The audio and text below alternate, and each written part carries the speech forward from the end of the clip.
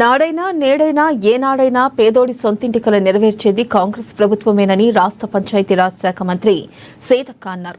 ఈ మేరకు మహబూబాబాద్ జిల్లాలోని గంగారాం మండలంలో పేద మధ్యతరగతి ప్రజల సొంతింటి కలను నెరవేర్చడం కోసం తెలంగాణ ప్రభుత్వం ప్రతిష్టాత్మకంగా అమలు చేస్తున్న ఇందిరమ్మ గృహ పథకానికి ఎంపికైన లబ్ధిదారులకు హక్కు పత్రాలతో పాటు కళ్యాణ లక్ష్మి షాదీ ముబారక్ చెక్కులను పంపిణీ చేశారు. ఇక బాధ్యతగా భావించిన సీఎం రేవంత్ రెడ్డి సారథ్యంలో ప్రతి నియోజకవర్గానికి మొదటి విడతలో 3,500 ఇందిరమ్మ ఇండ్లు కేటాయించామని అన్నారు. త్వరలోనే మరికొన్ని ఇండ్లు అదనంగా తీసుకొచ్చి అర్హులైన పేదలకు కానుకగా అందిస్తామని అన్నారు. ప్రభుత్వ విధి విధానాలను అనుసరించి ఇంటి నిర్మాణాలు పూర్తి చేసుకోవాలని లబ్ధిదారులకు మంత్రి సీతక్క సూచించారు.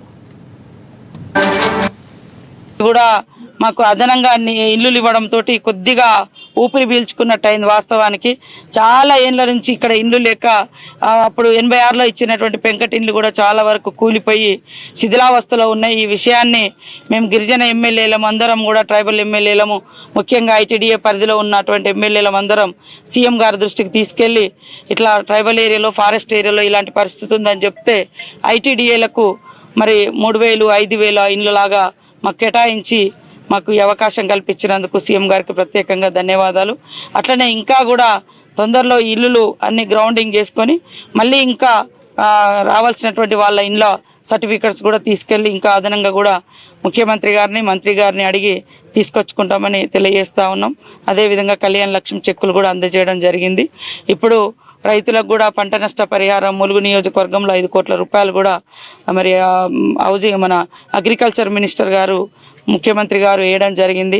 గతంలో ఎప్పుడు కూడా పంట నష్ట పరిహారం వచ్చేది కాదు.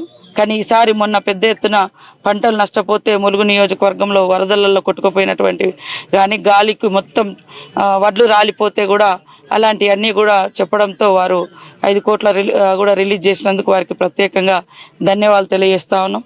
ఇట్లా సంక్షేమ పథకాలలో కూడా అన్ని రంగాలలో ముందంజలో ఉండే విధంగా మేము కృషి చేస్తూ ఉన్నాం.